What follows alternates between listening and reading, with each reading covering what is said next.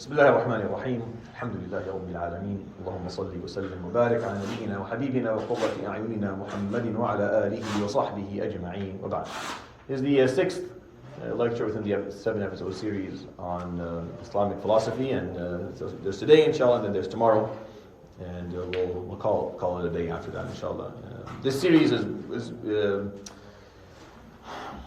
was a challenging one because I was attempting to summarize in roughly 7 hours something that would require maybe at least 3 times that amount of time.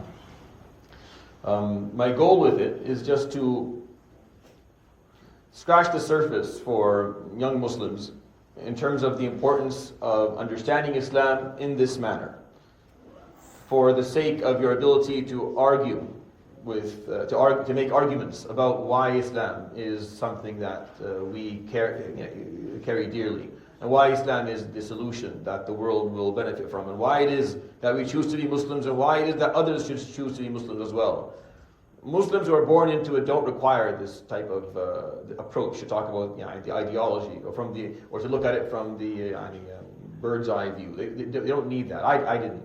But when you're presenting this to someone who's non-Muslim, who maybe is not affiliated with faiths to begin with, or not familiar with religions, then they look at things from the ideological perspective, because they're exposed to many different philosophies and ideologies, and rightfully so, obviously. So when they ask questions about Islam, they're really asking these questions that I'm trying to present to you.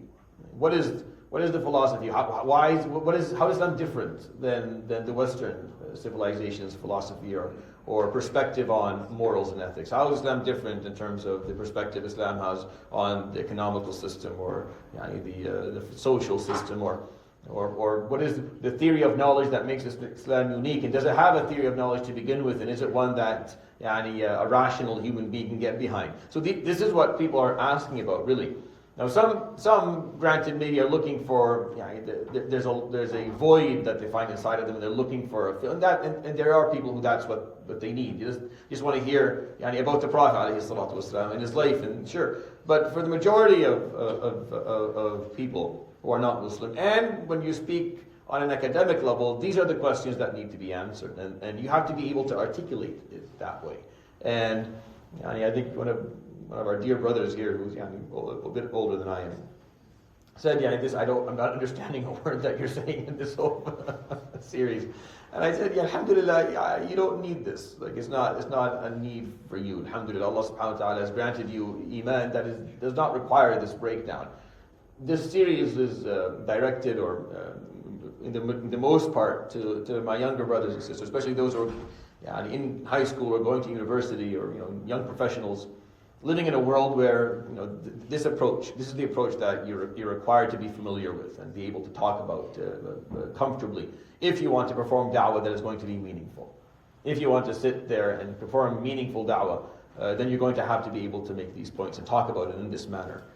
Because you're going to be sized up by those who understand their ideologies that way. Meaning, when you sit in front of an agnostic or an atheist, or a liberal or a conservative, or a communist or a Marxist, or whatever they belong to, they understand their ideologies that way. They talk about them in that manner. So if you can't match that by explaining, here's our philosophy. If you're just going to say, well, our Prophet did this, or this is what the Quran says, even though that's correct, that is what the Quran says, and that is what the Prophet ﷺ did, and I'm not belittling that at all. How could I? But they're looking for the bird's eye view. They want to understand, what is it based on? What is the understanding that precedes the examples that you give? Because we tend to go to examples as Muslims right away, because we have so many of them, and they're beautiful. There's so many stories and examples that explain the point. But they don't want you to go to the example. They want to understand, what is the root principle that allows your system to be this way? What is it how do you see the world differently than me, that allows this to be, that allows this principle to exist? How do you understand human nature differently than I do, that allowing you to conclude that this ruling is correct? When we talk about chastity, for example, or iffa, we talk about these rules that exist between men and women in society. you argue them from a human nature perspective. You argue them from a morality standpoint. That our morals and our ethical system is an ethical system that takes into consideration human nature, is aligned with human nature. It's not designed to repress it, which is what we're going to talk about today in this episode. When we talk about, inshallah, the psychology, physical health, and lifestyle of wellness in Islam. And I've clumped them all up, and this is going to be an impossible lecture. But each of these topics are of great importance in the bigger picture of our larger scheme of things for us as Muslims. Because when they ask that question, why is it that you segregate and ladies dress this way and you look down? If you start saying, well, the Quran says this, or the Prophet ﷺ did that, or look at the Virgin Mary and how she dressed, these are all good arguments. I'm not discounting them. But really, you want to argue this from a human psychology perspective. You want to argue this from a morality perspective. Here's the moral code, and here's the ethical system that we have, and here's how we understand human nature, and here's Islamic psychology. And because of these, this is what we believe to be the best way to live. Because of these, based on, this is where we're going from. So that instead of arguing with me the little pieces at the end, argue with me the philosophy. Tell me that I'm wrong in terms of my diagnosis of human nature. Tell me that I'm wrong in terms of my morality. People come and they say, oh, is it true that the Prophet ﷺ had more than one wife, or that Aisha was young? And like, what is that? I always say, okay, what exactly is it that you have a problem with? If you're going to argue faith with me, if you're losing your deen, then we're not going to talk about that. Because that's not something to talk about when you're losing your faith. When you're losing religion, you have to take 5 steps back and say, okay, what exactly about the moral system do you not agree with? What exactly of the theory of knowledge do you not see to be appropriate? We have to talk about we have to answer the bigger questions. Once you have answers that are clear to the bigger questions, these tertiary issues can be dealt with easily. Like they're not difficult. You don't build your faith on them. You don't build your faith on tertiary topics, on individual pieces of evidence. You don't build your iman on specific stories that may or may not be exactly the way that they're told. You don't build your deen on that. You don't lose your deen for it either. So it's very problematic to me from a philosophical perspective, from an intellectual perspective. When someone is their faith is shook because of a story they read in Bukhari, or a story that they heard from a sheikh that told you, you don't build your faith on a story that you heard, just like you don't lose it based on a story that you heard. And if you do, then you're not worthy of being anything. Like it's going to take you years before you're going to belong to something in a healthy manner. Like before you can commit yourself to an ideology, it'll be years because you don't know how to do that yet. You're basing it on the wrong thing. You base it on this 9 questions that we started out with. What problem is it solving, and what picture of reality does it assume, and what is human nature? These are the questions that has to answer, and then you have to have clarity on those answers, and you have to argue the root principles and perspectives that led to these answers. And if you're in alignment with all of this, then the tertiary issues will be fine. There are a million ways to understand these things. There's a human element to a lot of these stories and narrations that you have, and the pieces of evidence can sometimes be correct and may not be correct, and that's not a problem. But the issue is, how do you understand the epistemology of your ideology, of your deen? How do you understand the moral code and ethical system? Where do you think all of this comes from? Those are the questions that matter. And for people to lose their faith or build their faith on other stuff it tells me that there's a problem with the thought process. Like you don't know how to build a belief in something. You're going about this in the wrong direction altogether. So not only is it not worth having this discussion with you, even if I give you an answer that satisfies you, you're just going to have another one later. You're just going to come back with another problem. There are websites that give you all these shubuhat. That's not how you go by faith. That's not how you belong to something or commit yourself or adopt an ideology. It's not by going through every single story that it exists within it. Not at all. You have to start from the beginning, which is what philosophy is, which is what talking about an ideology is, for better or for worse. All right. So we'll go and talk about the best of my ability. We'll go through all 3: psychology, physical health, and the wellness. And wellness is basically putting them both together. But I have a few points that inshallah we'll make, especially now that you're sitting in a building that is called wellness. So I have some leverage to talk about this topic, inshallah. So let's first talk about the architecture of the self, because this is very important. What is the human being? What are you exactly? So if you are a purely atheist, then your answer is going to be you're just the result of billions years of evolution, which I don't necessarily disagree with, but you are only the product of the neurological synapses that exist inside of you, and you're going to be heavily affected by your environment, and at the end you are just the result and the sum of all of these things coming together. Beside the materialistic part, there's nothing. The brain is just this very complex organ that produces whatever it is that you feel and see and think. There's no second layer to you or third layer. There's nothing. It's just that. That's their understanding of human nature, which is fine. That's the architecture of the self that they have. But we don't have it that way. We have a very different understanding. Islamic psychology is a very different way of looking at things. It's not that different, by the way, than modern psychiatry or modern psychology. We're very much aligned with a lot of what they teach. It's just the way that we break it down is a little bit different than the way maybe it is broken down within the medical disciplines that exist today. So Islam does not treat the human being as a floating mind trapped in a disposable body. Because that's how most ideologies look at us. It's just that this mind is very capable of imagining things that the body will never be able to achieve. The mind can imagine things and can draw pictures and illustrate realities that we physically cannot ever achieve. That's why, for example, you're probably too young for this, but those of you who are not, Star Wars was the biggest thing since sliced bread.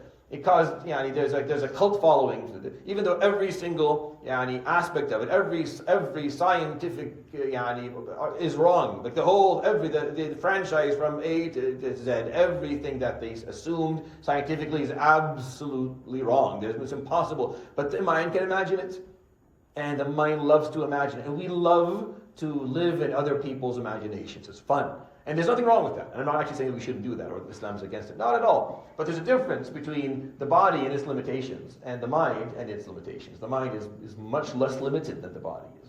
So most modern psychologists will see just that there's a mind that's trapped in a body that is disposable. It'll go back to the earth, and this consciousness is really not something that you can properly understand. Islam sees you as a layered creature. There's nomenclature here that matters. There's a body. Right? There's a ruh, and you can call this spirit, you can call this soul. I don't care that much what you choose to call it, but just be consistent with whatever you call it so that you can continue to differentiate between the different elements. There is a nafs. I tend to use the word spirit to describe a ruh and the word soul to describe a nafs. That's my go for. But you'll find other scholars who may use in English at least. In Arabic it's easy because ruh and nafs, those are the words and they just use them. And they're not interchangeable, they're different.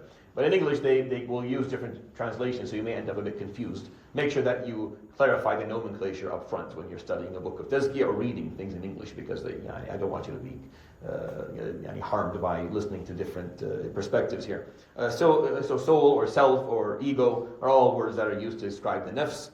The intellect, which is the aql, the consciousness, which is the fu'ad, the conscience, which is nafs al-lawama, and the subconsciousness, which is the qalb.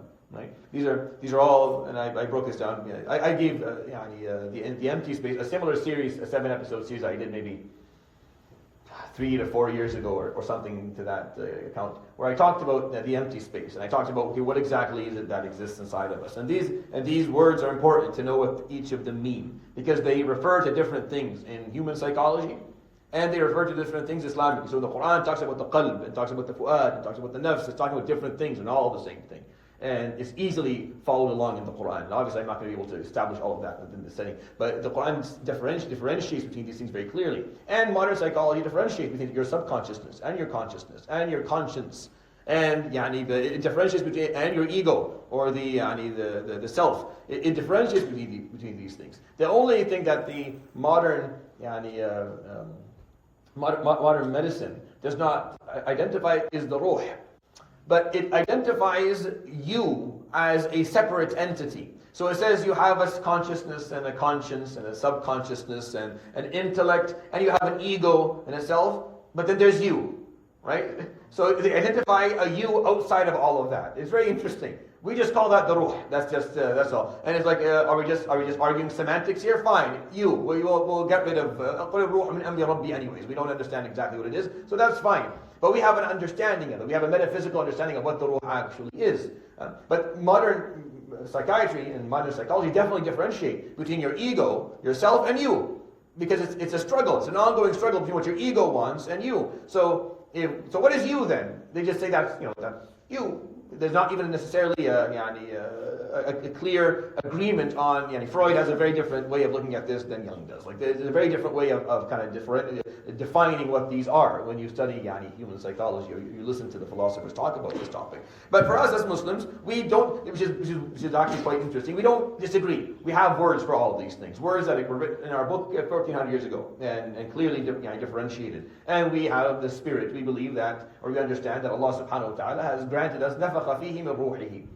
I don't know how to explain this, because if you translate it literally, He blew within you from His Spirit. What does that mean? No one knows what that means. No one can imagine that. No one can, because He is divine, subhanahu wa ta'ala. All you take from this is that there's a very intimate relationship. That your ruh is very intimately connected to the Lord, subhanahu wa ta'ala, because He did this for you specifically. Right? And it's seen to be the force of goodness, of elegance, of khayr that you carry inside of you.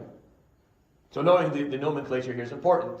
You're a layered being. There's more to you than just your desires and whims. You're not just a mammal with the remnants of a reptilian brain running around trying to survive. There's more to you than that. There's a level, there are layers to you that exist, that are beyond that. If one layer is sick, the other feels it. Like if the qalb is suffering, right, as the Prophet ﷺ told us, if the heart is not functional or is not working well, not the pump, even though the pump, it's literal and figurative, but if it's not, then nothing works really. That subconsciousness, if it's filthy, if it's traumatized, if it's abused, if it's filled with garbage, if it's not, then you're not going to get very far with life. Even though you may be a good person and you're trying to be a good person, but what is the subconsciousness? What has it absorbed over the years? What are you still allowing it to absorb? Right? Because the subconsciousness is just that container that everything is pouring into. What you see through your eyes pours into it. What you hear through your ears pours into it. What you think in your mind, the consequences of the thoughts that you carry pour into it. Right? What happens to you in your life? How people treat you? How they speak to you? How they speak about you? All that just pouring into this big melting pot. This big melting pot that is ongoingly putting it all together, and that's your subconsciousness. And that affects how you live.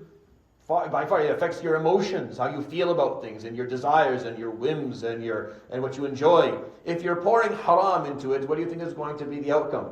Beauty and halal and elegance is going to be garbage in, garbage out. It's very simple. So you put something beautiful in, that's what you get out, and you put something else, then that's what you get out as well. This is our understanding. This is no different than modern psychology in terms of exposure. They just use different terminology. All you have to do is just take the books and just start making the parallels. Say, you use this term to describe it. You're saying if you expose yourself to things that are negative all the time, then you will become negative. Yeah, well, the same thing. If you're exposing yourself to haram all the time, or to gossip, or to then that's what's going to end up being your preference in life. You're going to be more comfortable with that than reading or listening to haqq or truth or Quran or anything else. This is not mystical poetry, right? This is a psychological model. Islam presents a psychological model. It's not just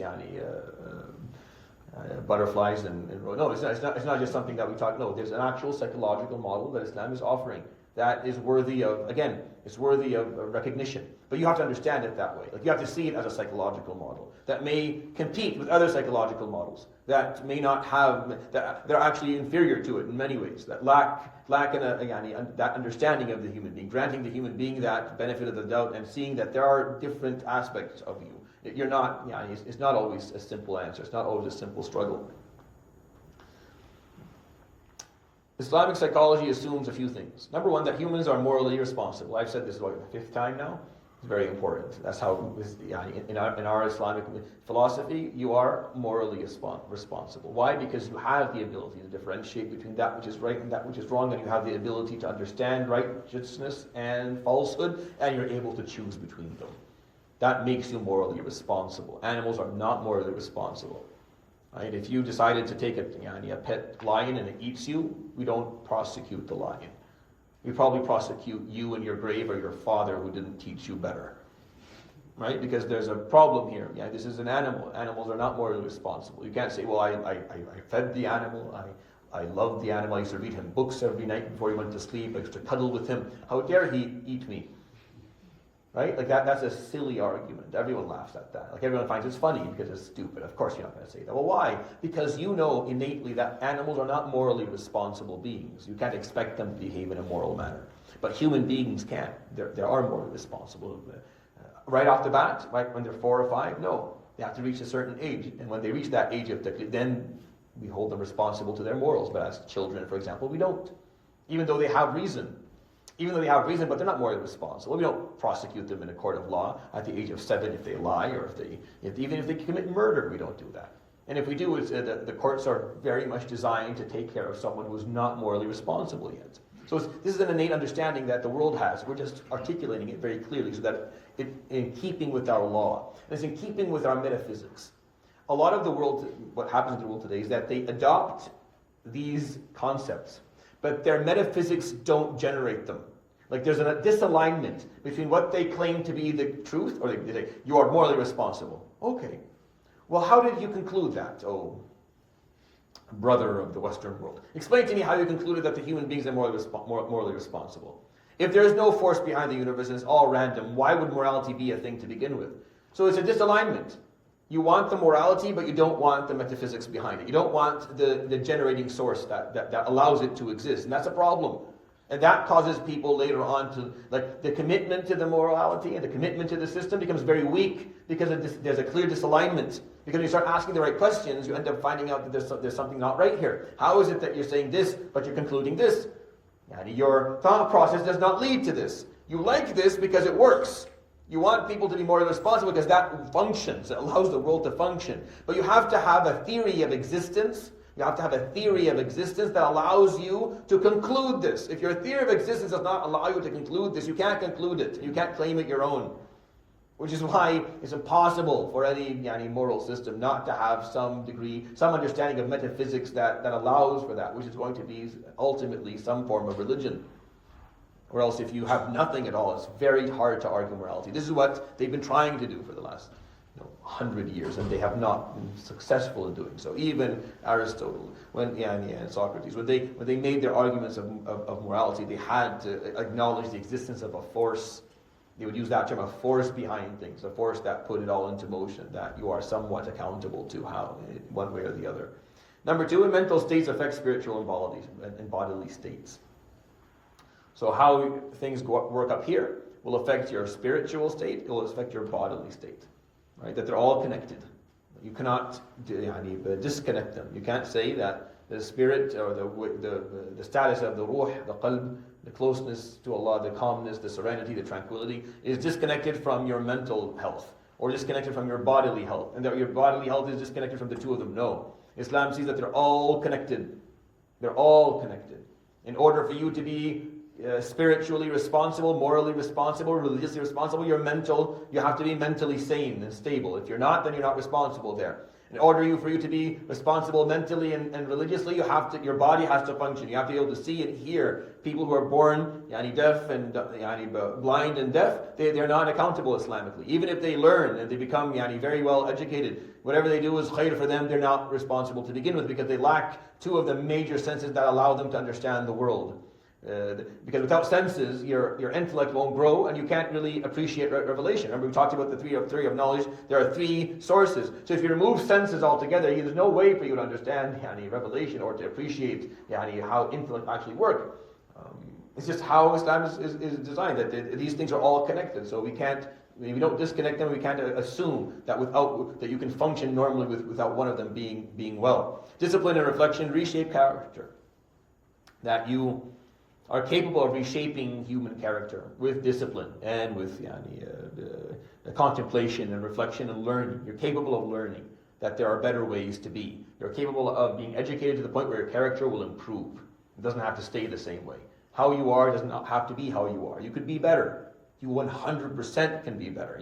There's no limit to how better you can be. It just needs discipline and some degree of reflection. So those are the three things that Islamic psychology assumes about this human experience.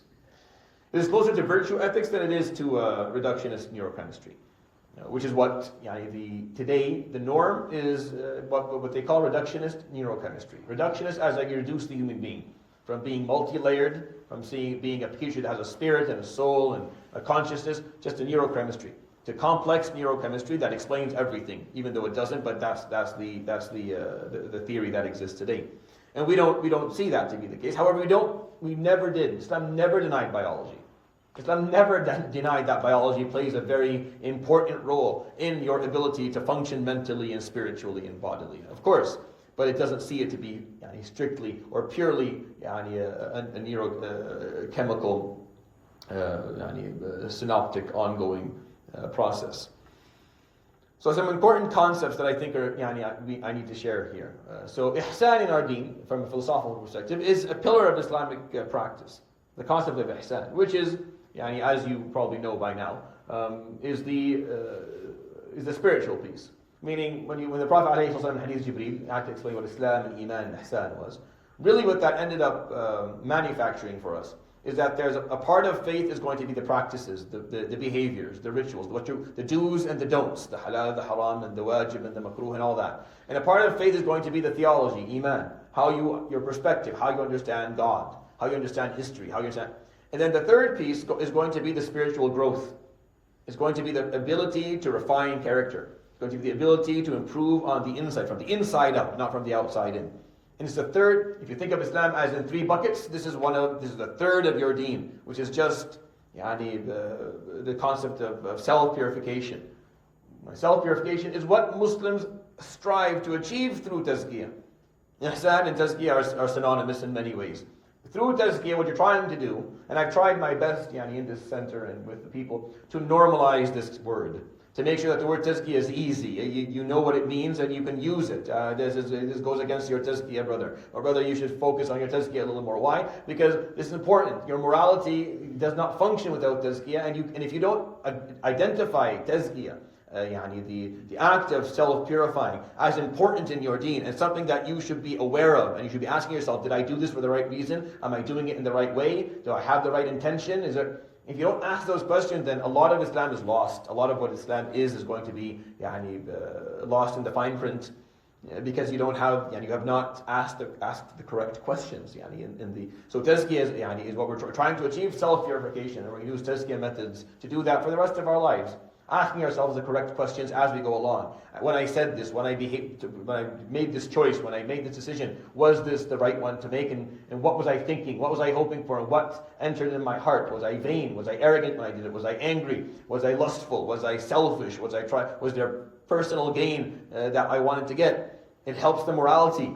Morality requires it. Like for istiqamah to be the right, for istiqamah to work, you have to have some degree of self-honesty.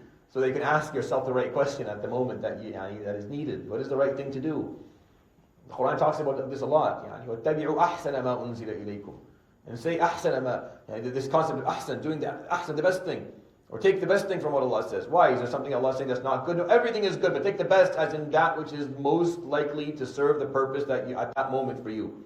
Because you could easily misuse text to harm people. You can use holy scripture to kill people if you want to misuse it. And that's not the best usage of it, obviously. There is the best usage, and you will know it if you have some degree of self-purification.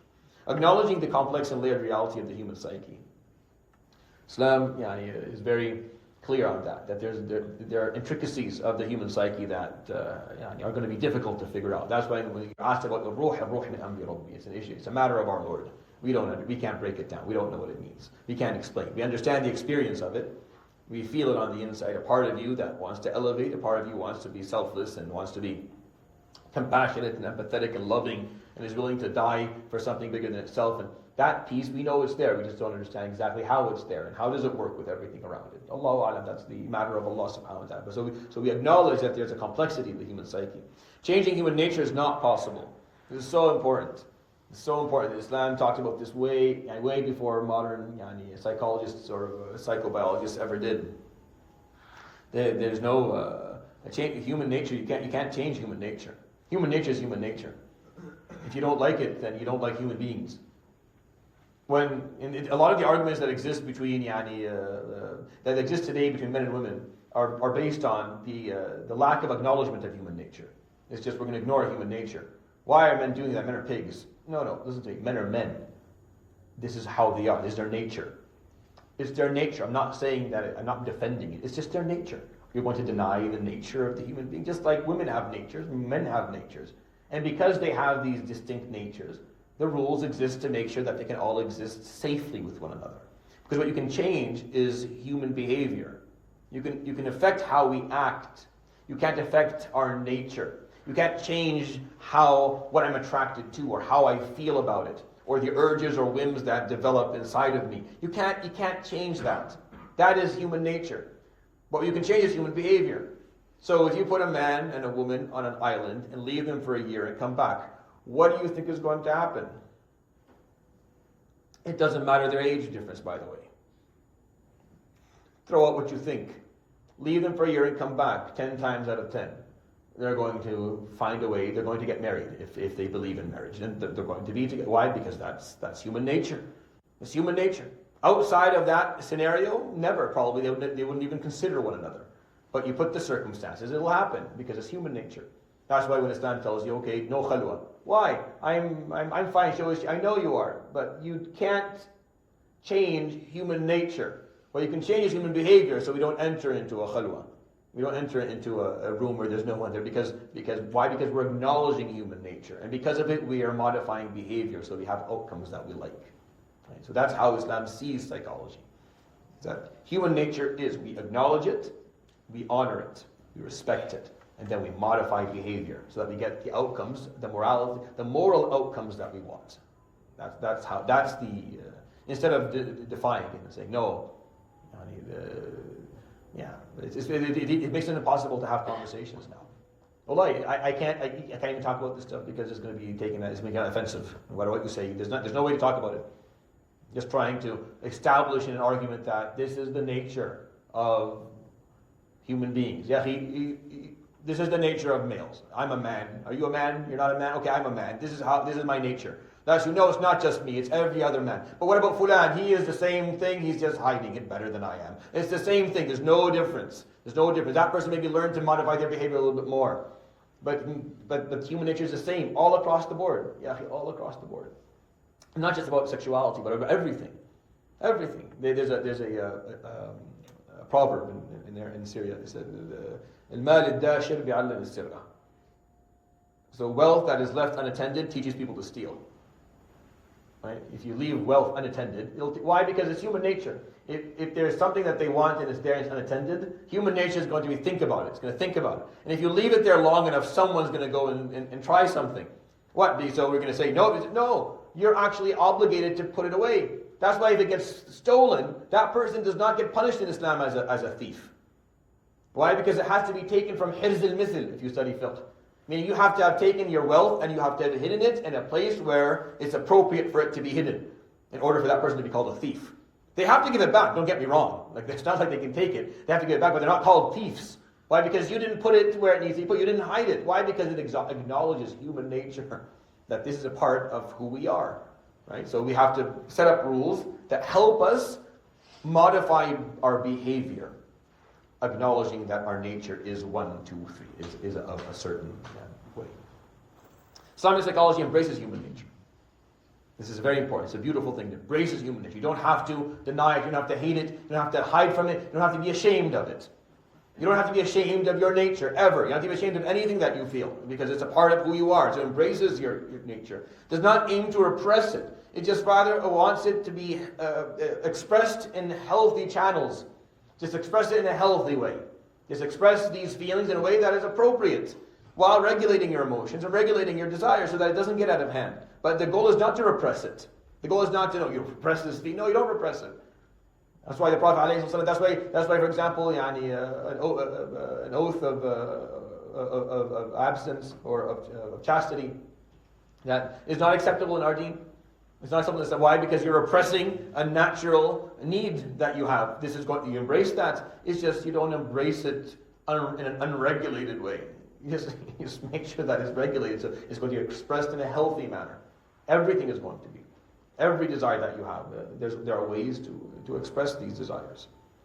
Tazkiyah sees the nafs as the source of desires and whims and temptations. Your nafs is where it comes from. Why? When the spirit met the body, the nafs was born. Something that was something that's earthly and is also divine in its essence, or from in its origin. So it's something that is born, and it's very powerful. It wants what the earth wants it to want. It wants to survive, it wants to eat and drink, and it wants to mate, and it wants to reproduce, and it wants to dominate, and it wants to live forever. That's what it wants. So the Islamic Tazkiyah identify that's where this comes from. However, the nafs is not evil. It's not an evil thing. Ammaratun bisu. It will command you to do wrong things, but it's not evil in nature. It's your best cheerleader. No one loves you more than your nafs. It's always in there. Just go on. Take it, punch it, kill it, steal it, eat it. Just, yes, I'm with you. Whatever is good for you. But the problem is that your nafs doesn't know what's right. And it thinks that when it tells you to be selfish and to take everything and to overconsume and it thinks when it's doing that, it's saving you. It's doing you a favor because it loves you. It's enhancing your chances of survival. It's very primate in nature, the nafs. It just understands things very simplistically. So it wants the best for you, just not the right way. Like it wants what's best for you. It just doesn't know what's best for you. It thinks this is best for you, so it's going to be cheerleading you on that way. However, if you tame the nafs and you purify it and you teach it, it can change. The behavior can change. The nafs can actually push you in a different direction. The Prophet ﷺ tells us that with time, the nafs will identify what's correct, and it'll keep on cheerleading you towards what's beneficial for you, but it's identified what's more beneficial for you. It takes time. This is a long process. Shaitan is the external source of temptation. Right? He is weaker, but he is more consistent, and he's not influenceable. So the nafs can be influenced. You can tame it. You can purify it. You can strive against it. You can change its behaviors. This is not changing human nature. It's not human nature. The nafs is not human nature. No. The nafs is just where the whims and desires come from. You can tame it. You can influence it. So that source of temptations and whims and desires can shift in direction. But shaitan, who's weaker, alhamdulillah, he's weaker. He's not influenceable. You can't influence him. You can't influence him. You can't change his mind. You can't have a discussion with shaitan. It's like, bro, come on. It's been a long time now. Can we drop the grudge here? Just let's move on with our lives. He's not listening to that. He's very clear. He's not powerful. He does not have the ability to do much, but he is consistent and he can't be influenced. Again, this is a psychological model that we have. For example, here are the stages of purification or of taming. You start with the stage of submission to the nafs. You submit to it. Whatever the nafs wants you to do, you do. The nafs is actually driving. You're just sitting there with a fake steering wheel. You think you're driving, but you're not. It's actually in charge of things. And then after that, you work a little bit. So you start to struggle. So there's a push back and forth. One day you wake up for Fajr, one day you don't. You're kind of back and forth. And then there's a stage of coercion. You wake up every day, but your nafs hates it. So you're miserable coming in. You walk into Fajr, you don't want to speak to anyone, you want anyone speaking to you. Because you're in a bad mood. Why? Because you're forcing your nafs's coercion. It's not even. And then you come to the point of acceptance, where the nafs is now neutral. It gave up, it stopped fighting back. Khalas, whatever. You're going to make wudu and pray whether I like it or not, so there's no point of pushing back anymore. So it's just this neutrality. And then there's a stage of love where the nafs actually starts to find it enjoyable. Right? These are stages that you can move. Again, the philosophies of Islamic psychology, this is how it says that you can make these changes. You can actually modify behavior through the cycle of thoughts and actions and emotions. It's this reinforcement. And what you think strengthens what you do and what you feel. What you feel strengthens what you do and what you think. What you do strengthens what you think and what you feel. Everything's affecting everything. So if you want to change something, if you want to change how you feel, if you want you to feel different about something, then change the way you think about it and change the way what you do about it. And then with time, your emotions will change as well. And I can tell you that that's exactly what a psychiatrist sitting in his office will tell someone with OCD or with anxiety, or they'll sit down and they'll draw little diagrams for them and tell them, you're sitting there waiting for the prescription of the drug, but the psychiatrist will tell you, look, I'll give you the drug, but it won't fix your problem. Here's what's going to fix your problem. You're depressed. Wake up every day at 6 o'clock in the morning, have a shower, get dressed, and walk outside the house. Walk for 2 kilometers and come back. I don't have a job. I don't care. I don't know anyone. It doesn't matter. Just walk outside the house. But I have nowhere to go. You don't have to. Just get out. They just teach them. They just do things differently, and then it'll help your mind understand things differently. So it's actually quite interesting in how modern science over hundreds of years of building its repertoire and its evidence-based approaches is just lining up, just recently starting to line up with what the Prophet ﷺ taught us many years ago, like many centuries ago, in a simple manner that does not require a lot of. So let's talk about physical health. Of course, if you want to know more about psychological health, I ran a 7-episode series called The Empty Space. We ran Tazkiyah Pearls last year in Fajr, and we continue to do weekly Tazkiyah sessions. That's your Islamic psychology. Go listen to that stuff and educate yourself on it and encourage yourself to make some changes in that front. Here I'm just trying to get you to understand the basic of the philosophy behind it.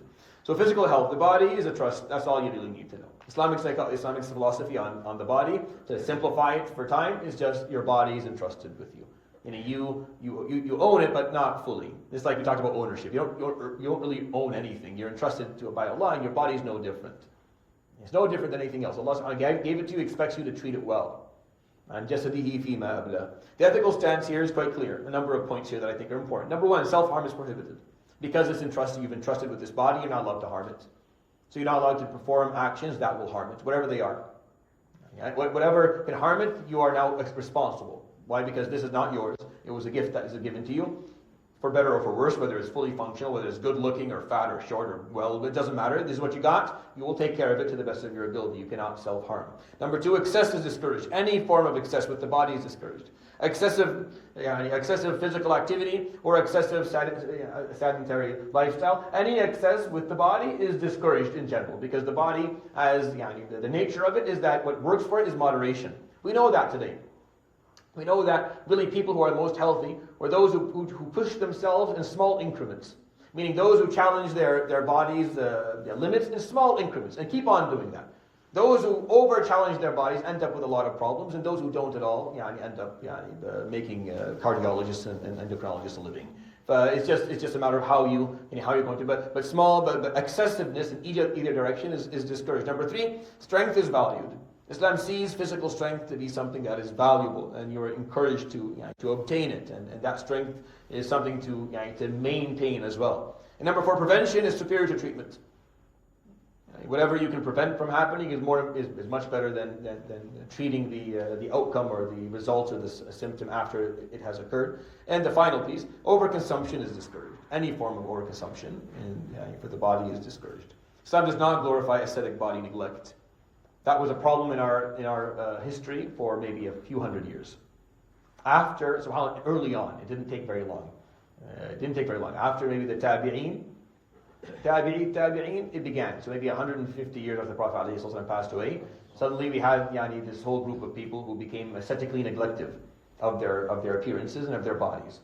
And they would starve themselves, and they would only eat za'atar, and they'd only eat the small amount. Like they would turn into people who were skin and bones, and they thought this was a form of zuhud, and it caused a problem and required a lot of Islamic thought shifting. And yes, and our scholars over time shifted that mentality, so we don't really have it much anymore. But I'll give you an example. This happened as early as Sayyidina Ali ibn Abi Talib, as early as his life, before he passed away. He was still alive, so this is less than 30 years after the Prophet ﷺ left the world. This problem presented itself, where a man came to him and asked Sayyidina Ali, what water do you drink, hot or cold?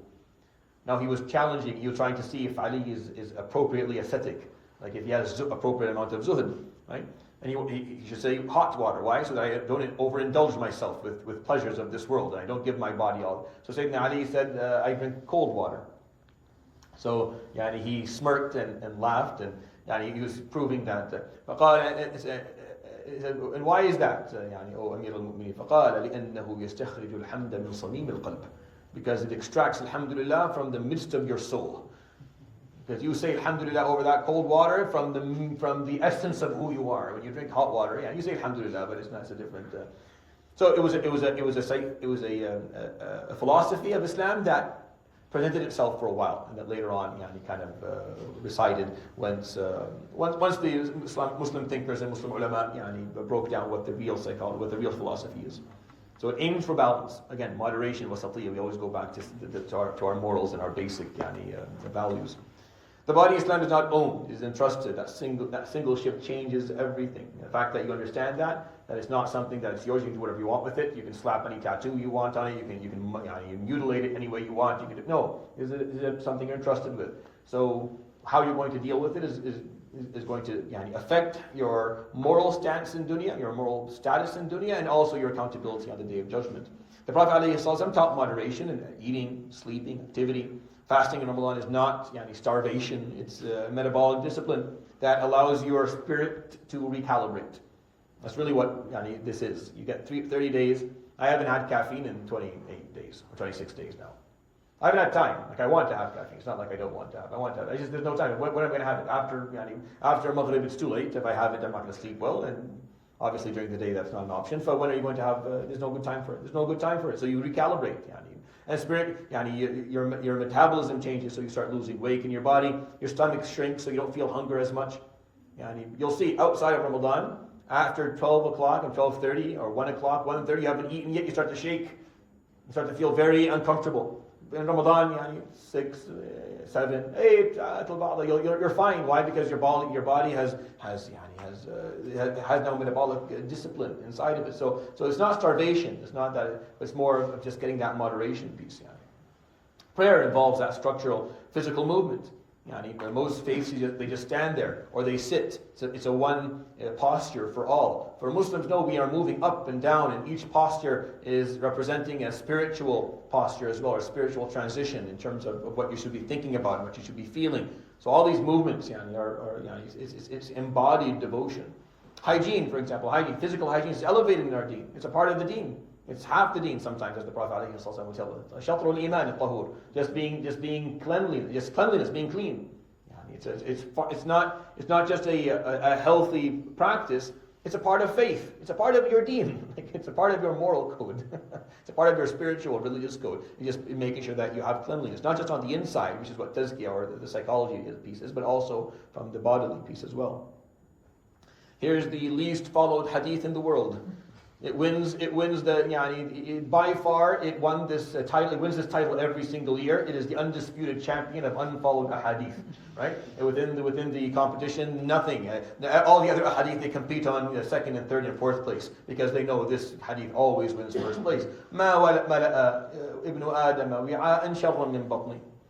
the human being will not fill a container in his life more evil and more harmful and destructive than his own stomach. حسب الآدمي لقيمات يقمن صلبه. The human being just needs a little bit of food just to keep himself going. We know today that when you eat more than your basic need is harmful to you. This is science. This is not religion. And if you don't believe me, you have to go and look this up. When you eat beyond your metabolic needs, whatever you eat is not helpful for you anymore. It's not haram Islamically, but it's not helpful. And the Prophet ﷺ told us, don't do it. If you فإن كان فإن غلبت الآدمية نفسه. This is the wording in Ibn Majah. This hadith is in Tirmidhi and a bunch of other collections. It's sahih. But in Ibn Majah, this is the wording. فإن غلبت الآدمية نفسه. If the human being is beaten by his nafs, meaning he can't help it, he's faj'an, he has to eat. فثلث لطعامه وثلث لشرابه وثلث للنفس. Then make sure that you at least leave a third to breathe properly. Right? So that when you make sujood, you don't regurgitate everything on the floor. A lot of people come and say, Sheikh, that was too long of a sujood. I'm like, no, you ate too much fetta. It's not. It was fine, sujood. I was fine during the sujood. I wish you went longer. But you have eaten so much that you're repressing a container that is absolutely full with no lid on it. It's impossible for you to be able to enjoy this. Ruku' is going to cause you problems. Forget about sujood. I think most people who sit on chairs have nothing wrong with their knees. I think it's all their stomachs. They just can't go down because it's going to come right out. So Allah subhanahu wa ta'ala. But this is the Islamic philosophy in terms of physical well-being. Here's Islamic philosophy in physical well-being. Be proud of this. This is elegant. This is extremely elegant. Imagine being a minimalist when it comes to food and drink consumption. Consuming less. Enjoy what you consume, but consume less of it. So that you're healthier, and there's more to go around. And we don't have to, slaughter millions of cows every week. and breed millions more and absolutely ruin the atmosphere just because we want to eat more of it.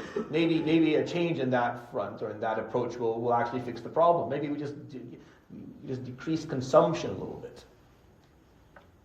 Let's talk about lifestyle boldness. We're on time, inshallah, today, so we'll be good. The principle of wasatiyya. This is when we talk about the lifestyle, because we're talking about the philosophy of psychology in Islam, the philosophy of physical health. Well, really, to put them together, you have to talk about lifestyle. Because without lifestyle, you're just talking about two separate things. Lifestyle is what brings it all together. How do you live your life? What is the way that you, like, how do you go through your day? What's your schedule look like? And I always do this when someone comes to me and like, I can't memorize the Quran, I can't seem to do this. All right, sit down. Here's a pen and paper. Write down your schedule for me. They don't. They put, okay, I'll tell you. No, write it down. I want you to look at it. I want you to look what you've done. Write it down and stare at it. Stare at what you're doing. Is this a reasonable lifestyle? With the amount of time waste, and the way you sleep, and subhanAllah. Wasatiyya is the principle of wasatiyya, of moderation in everything that you do. And I have a few points here to share with you, and I'll share a few ideas. Number one, spiritual rhythm. The 5 daily prayers. That's what we create for you. Structured pauses in your day. It's a structured pause. It's like, all right, time out. It's too much, I need a moment. You go, tawadda, you pray dhuhr, you calm down. Then you go back to fighting with your colleagues and your leaders and patients and people around you, and go into the struggle. But you need a pause for a moment, just to allow yourself to calm down. Sometimes, actually, when you do that, you make better decisions later, right? Because you recalibrate. You kind of start. You go over. You kind of reset, because you're being worked up by all this input, all this stimulus, all the stimuli that you're getting at every moment. It can work you up and put you in a bad mindset and a bad frame of mind. Take a moment. Go back to Allah subhanahu wa ta'ala. Defuse some of that stuff, and then go back and you continue your day. I look forward to Dhuhr. It's an important part. I actually don't like when they do this to the day, because Dhuhr becomes at the end of the day. So I have to get through the whole day with no pause. It's nice to have Dhuhr at 12. It's good, because I can go up and, all right, that first part of the day didn't go too well. That was a disaster. Give me a few minutes and then go back. I can approach the second half of the day with a little bit of a better set of mind. And sometimes what you do is duha. Sometimes you can pray duha. You can pray duha late. There's an opinion that allows for it. So sometimes you pray duha, and that gives you that recalibration. Reflection interrupts chaos, right? When you're praying, you're reflecting, you're contemplating. That interrupts all the chaos, and it helps you kind of put things in perspective appropriately. That spiritual rhythm. Be happy with that. Don't look at that as something that is negative. Nutritional moderation. We've talked about that. Overconsumption is spiritually and physically corrosive. It's harmful when you overconsume, when you overeat. Like, I'm not saying that don't enjoy a night out with the shabab and have a meal, but watch. Be reasonable with what. Look who's talking online. No, number 3, sleep discipline.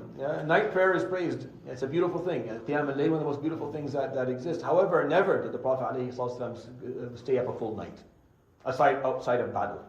Outside of war, meaning when he had to stay up, he never stayed up a full night. He always slept.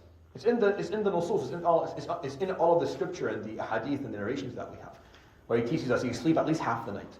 Right? Half of the night at least. When you say night, you are calculating from Maghrib or Isha to Fajr, like the full 13 hours. So if it's a 12-hour night, then he's sleeping 6, alayhi salatu wasalam. And if you sleep 6 and you take a power nap, you're good. If you're a person in their 40s and 50s. If you're a teenager, you probably need a little bit more than that. That's fine. You'll probably need a few more hours, and as you develop, and that's understandable. And we're not talking. I'm not talking to a 13-year-old, or 15-year-old, or a 17-year-old. You need a little bit more. But once you kind of hit that equilibrium, or you kind of hit that steady state of 22 or 20, you're good. You can function on these numbers. Yes, there is a small group of people in this world, as in the bell curve. There are two very, very small slithers of human beings who can survive on 4 hours and require 12. Like, there are people who are like that. Most likely you're not one of them, right? The probability of you being one of them is very, very low, and I would need a lot of evidence for you to prove to me that you needed 12 hours a day to actually get enough sleep. You don't. But very few people. We have with them. Sheikh Hussein, 4 hours, he's good. It's a miracle. I don't know how he does it. But I'll give you this little piece of, this gem of wisdom. The more you eat, the more you sleep. Hands down. The more you consume, the more you sleep. Ever seen what do lions do after they eat half a buffalo? Right? They just fall unconscious, right? Because the more you eat, the more you sleep. So when you lessen your consumption, you actually lessen your need for rest. Yeah, interestingly enough, it's correlated. So sleep discipline. You have to chronic self-destruction through sleep deprivation is not what Islam wants. And actually, in the Quran, how many times in the Quran say وَجَعَلْنَا اللَّيْلَ مِهَادًا and اللَّيْلَ لِبَاسًا and النَّوْمَ سُبَاتًا and all these. Night is for you to sleep. Sleeping at night is way better than sleeping during the day, by far. Like it's almost twofold. It's like almost every hour at night is worth 2 during the day, almost. So some psychologists say that. Again, you go to a psychiatrist and you have problems, they'll tell you, what time are you sleeping at night? I tell my students, you should not be up beyond midnight on a weekday. You shouldn't. On a weekend, fine. I take a night off and go enjoy some time with shabab, and fine, that's fine. But on weekdays, why are you up after midnight? Be asleep before midnight, so that you have enough time so you can wake up for Fajr and pray Fajr appropriately and start your day in a good way.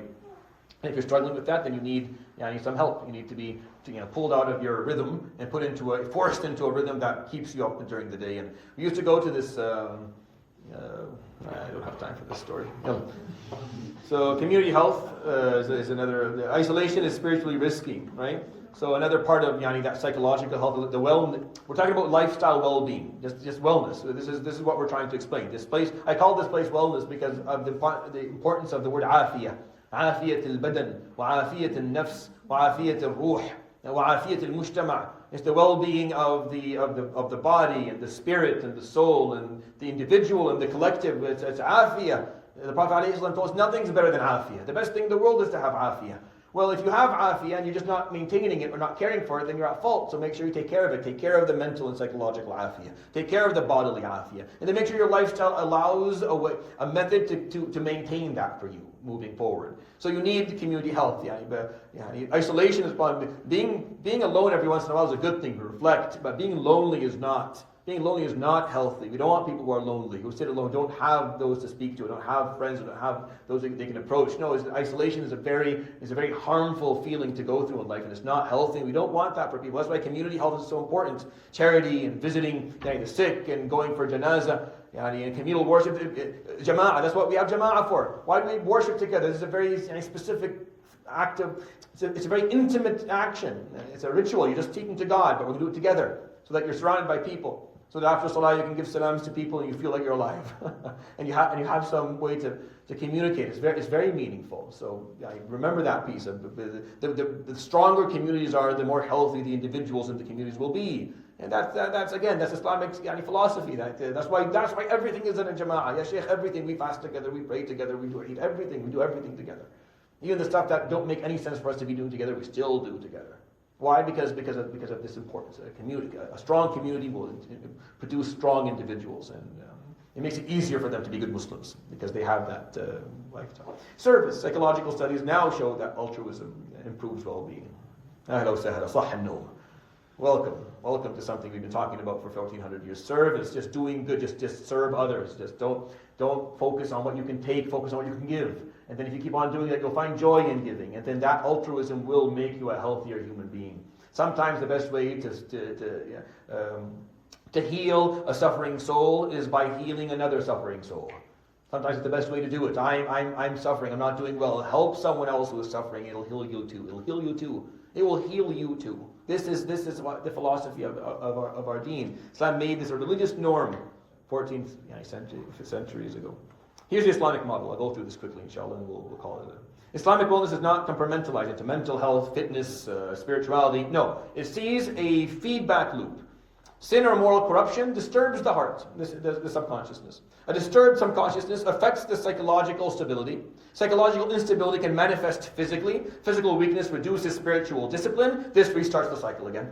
So you have less spiritual discipline, so you end up having more sin and moral corruption that disturbs the heart, and this cycle, this vicious cycle just continues going forward. You have to break it.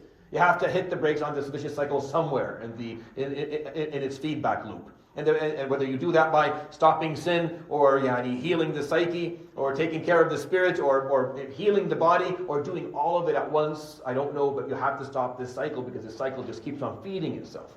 Spiritual discipline can restore equilibrium if you're able to access it.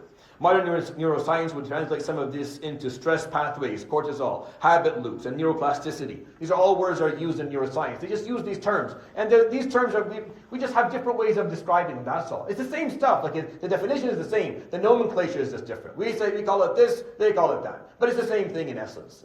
And I think that's very important to highlight here. The Islamic framework translated into moral vocabulary. We took all of this stuff, all of this scientific jargon, all this mumbo jumbo that even the neurologists and psychiatrists don't even know what it means to begin with. We took it and we gave it a moral vocabulary. So there are ethical words that will explain all of these things. So it's not just an issue of biology, it's also an issue of psychology and morality. Different languages and overlapping insights. A morally accountable embodies socially embedded, spiritually oriented being striving for balance. That is how Islam philosophically sees the human being from a psychological and physiological perspective. You can read that later and think about it if you like. Balance is harder than extremism. Extremism is loud. Balance requires constant calibration. It's easier to be extreme. It's easier to be extreme. It's hard to be balanced. It's easier to be either nothing or all. It's easy that way because the nafs likes that type of behavior. Collaboration or calibration where you're going to get wasatiyah, that requires discipline, that requires work. That's hard to do. That calibration between body, mind, and soul is the Islamic vision of wellness. That's how we see wellness. So when the body is well, the psyche is well, the spirit is well. When all of that is well, then you are well. And if one of them is not well, then we need to help you make that well. So a few issues of mental health in Islam. Jinn cannot hijack the psyche. All right? It cannot. It can't. It doesn't have the ability to. It can't hijack your psyche. You can't go sit behind it can't move you and sit behind behind the steering wheel and make decisions for you. I know you've been told otherwise. I know you grew up in parts of the world where that was the norm. I know you've seen exorcisms, and I know that you think it's a big deal. I know you enjoy it. I know there's shuyukh out there who talk about it. It's all false. It's BS. It's absolutely has no evidence to support it at all. And I will continue to say this until the day I die. And if I have to challenge you, I will challenge them on this because it is harmful and it ruins lives. It ruins lives. When you tell someone who has paranoia and you tell them that they have a jinn inside of them, you have now given them a piece of information that they will never be able to shake for the rest of their lives. They'll never ever be able to get rid of that piece of information. That's it. There's nothing I can do. There's not enough medication in the world that will allow this person's brain to ever stop believing that there is something external sitting inside of them. And it will put them on a track to continuously try and rid themselves of it until the day of judgment. They won't get anywhere with it. So it's very, very dangerous for us to use these terms to diagnose something that is not diagnosable. To make a diagnosis without any proof to it. If you have an assumption, good for you. Keep it to yourself. Don't tell it to the patient at least. Don't tell it to the person because you don't know what that's going to do to them. These problems exist all throughout the Muslim world, even here. They followed us here, where you think when you get a bit better educated, you start understanding that. And when you start looking at the evidence, you start to understand. This is from Catholicism. Forgive me, I don't mean to be. It's Catholicism. They love their exorcism. They love a good exorcism.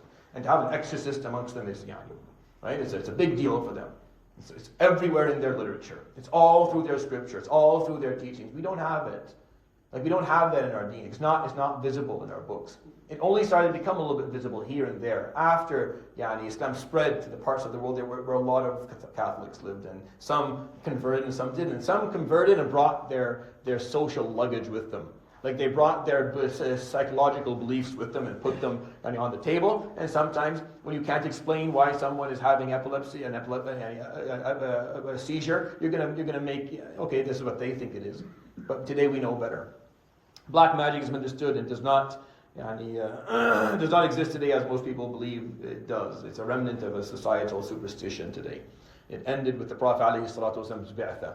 The jinns, we sutul jinn, they tell me we can't do anything anymore. We can't reach anything. وَأَنَّا كُنَّا نَقْعُدُ فَمَنْ يَسْتَمِعِ الْآنَ يَجِدْ لَهُ شِهَابًا. Read the Quran, ya akhi. Don't believe me. Read the Quran. Yes, it existed at the time of Sulaiman alayhi salam and Harut and Marut and all these. It doesn't exist today. So we have to stop this. The two spouses are fighting. It's sihr. God forbid it has anything to do with their horrible character, their big egos and their lack of compatibility and their rudeness. No, it couldn't be that. No, because our children are perfect. It has to be some sihr, some evil third party that wanted one of them and wrote something, scribbled it on a paper and put it under a thing with some goat hair and somehow it ruined a marriage. طيب, you want to believe that? Go ahead. Envy and evil eye are factual. They are facts. I don't deny that. Of course, hasad is factual. Ayn is factual. These are religious facts. I have no doubt in them whatsoever. But cannot be blamed or diagnosed for failures or difficulties. How do you know it was ayn?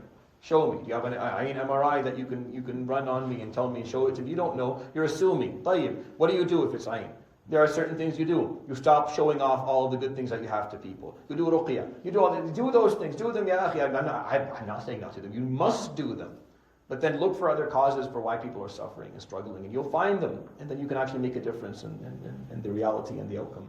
People with diagnosed OCD require personally catered fatwas and rulings regarding their situation. If you have OCD, then you have to come to an imam. He has to explain things to you. Right? You cannot be held to the same rulings that everyone else is held to. It has to be rulings that are catered to you because you have a mental health struggle. So, and that goes not just for OCD, but for any other mental health struggle. You need to access people who can listen to you and help you, tell you what you can and cannot do and should and should not be doing so that you can protect yourself. Individuals with severe anxiety or depression may struggle to engage in self-purification practices and often require specialized therapy-guided support tailored to their condition. A lot of what I talk about in Tazkiyah is for those who have that a certain baseline of well-being that is psychological, spiritual, and physical. If one of them aren't there, then the Tazkiyah pieces that I explain may not apply to you. And you may need to actually approach so that you can get something specific for you, because you may need a bit more help. And some of these practices in Tazkiyah may actually make things worse for you if you are extremely self-hating or self-deploring, that you require, you need. I'm not going to start by talking to you about being humble because you're already struggling with self-value to begin with. So these things are important to acknowledge in the bigger picture of it all. Ruqya is always helpful. You should do ruqya to your loved ones every day. I do it for every day for your kids when they're sleeping. I go and make ruqya for each, all three of them. Go do this every day to all those who you love. It's a part of your deen. It's a part of your practice. It's what the Prophet ﷺ taught. You always do it. It's not a substitute for professional mental health care. It does not substitute, just like it doesn't substitute an orthopedic surgeon. If you break your leg, I'm going to do a ruqya for your leg, but you're not going to depend on my ruqya to heal your fracture. You have to go to a surgeon. So there's no difference here at all. Ruqya should be a part of our practice. It's taking the blessing of the guidance of Allah subhanahu wa ta'ala and applying it spiritually to our loved ones. But then they have to go and seek proper health care. Mental health struggles are not the result of weak iman. Sometimes they can be, but most of the time they're not. Most of the time they have nothing to do with the strength or the weakness of iman. And please don't tell people that. Because again, that's harmful. Oh, you have, because shaitan's inside you, that's why you're, listen, because your iman is weak. Strengthen your iman, the shaitan will get out and you'll be better. And then this poor soul, he spends the rest, and they just, all they needed was a little bit of therapy and some drugs for a while, and they'll be fine afterwards. And we deprive our children because of the taboo that is attached to mental health problems, when we don't understand our own philosophy from a mental health perspective. Finally, iman can help manage mental health. Strong iman, it's not strength. A strong iman can help manage mental health challenges, for sure. A strong iman will help, and I'm not saying it doesn't. No, a strong iman will help you manage your mental health challenges, for sure. But again, it's not a substitution to proper professional health care. Wallah. That is, in a nutshell, what I think the philosophy of Islamic psychology, Islamic physical well-being, and a lifestyle of wellness looks like. This is a topic of great profoundness. It's very deep. There's a lot to talk about. There's a lot to learn from. It's very helpful. This is probably the most impactful piece of Islamic philosophy. Meaning, we talk about morals. Morals are all abstract, and values are all abstract ideas. Just think. But this is where it comes into action. When you see when he woke up, alayhi salatu wasalam, when he slept, and how he ate, and how he walked, and how he viewed the world, and how he spoke to people, and what habits he carried. That is where you learn, and that's where you become more embedded in this beautiful way. It's a very beautiful and elegant way of life that Islam offers us, and you should be very proud of it, and you should be able to start embracing it in your own life. بحمدك أشهد أن لا إله إلا أنت أستغفرك وأتوب إليك وصلى الله وسلم وبارك على نبينا محمد وعلى آله وصحبه وسلم. Tomorrow is the last session, and it'll be definitely shorter than this one. No, it won't. It'll be a bit longer, but inshallah. Put up for one more day, inshallah. Barakallahu feekum. Assalamu alaikum. Wa alaikum assalam. Just a quick question. Yes. Am I okay to just leave it? I can leave the Zoom. I'm okay to just turn it off. Yes. Assalamu alaikum. mentioned He mentions all this stuff. Like mental health is not So we don't know if they're stages versus if they're just different departments of this complex layer system that we have. So nafs al-lawama is your conscience. Dhamir. Your conscience, we call that nafs al-lawama. Right? Nafs al-ammara is the nafs itself. It is the ego itself. It's ammara bisu. It will command you to do bad. Not because it's evil, because it does know evil. It thinks that's the right thing to do.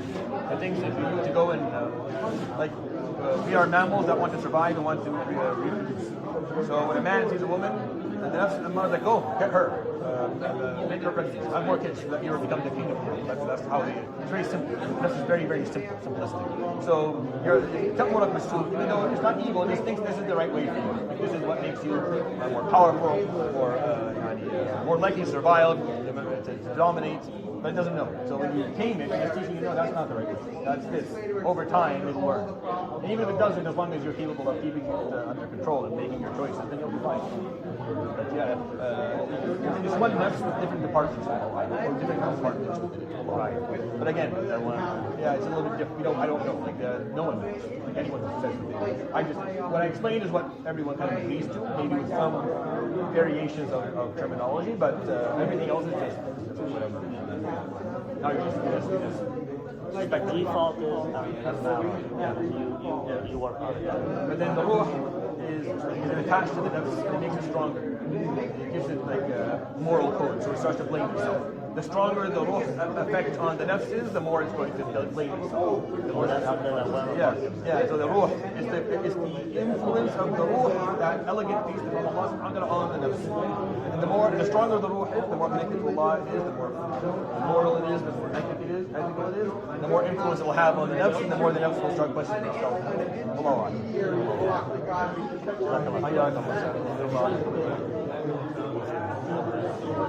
Let's do it.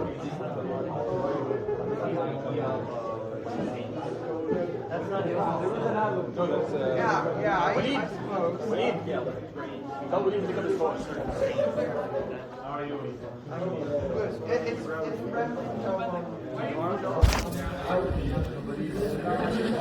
I saw it. I know.